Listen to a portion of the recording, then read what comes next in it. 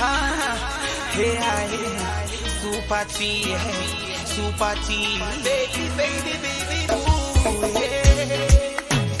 So me say, super T, go 34, the gun power. I DJ skills, it's in a power. Baby, baby, say you can hear what this is. Baby, say you can hear what this is.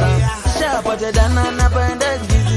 Skinny on a gunga munu aga pusiza. Anaona muziki anashamiza. So ifunga ndizo saka hizi. Sharp at the nana, find that this is. Skinny on a gunga munu aga pusiza. Anaona muziki anashamiza. So ifunga ndizo saka hizi. Kodara kundi tukai wotita ndina wota. Nazi wondi bonera nekunda kroza pota. Hazi chini ruwe mbuzi ukanda puta. Please ntoko kumbira mbuzi ukanda puta. Ukapona boni yako ndo ikata. Remba paya iwe ukandikata. Ukandizia ukandita ndina basa. Ukata ndina mari unotashima dahara. Shapata danana paya wandiitiza. Peo kandiitiza. Nguva yandakatambiza.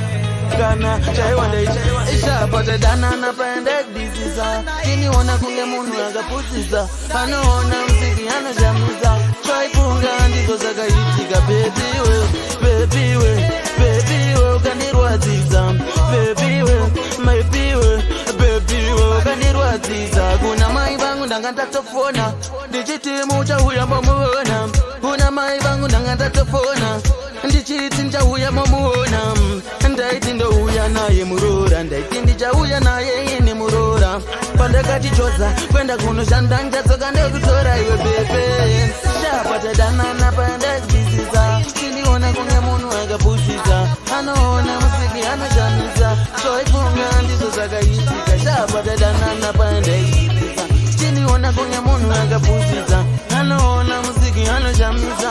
So ifunga ndizo zakahitika. Remember paya njiuya zokutsvaga. Yo uchinditora uchindita kunge saka. Remember paya njiuya zokutsvaga. Yo uchinditora uchindita kunge saka.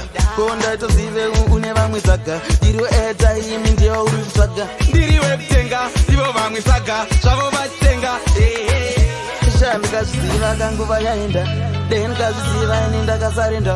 Nguva iripo ndakambofunga kuzviuraya waenda iwe bebe.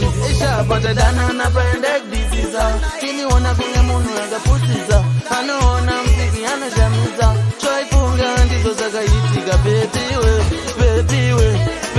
we ukanirwadziza. Baby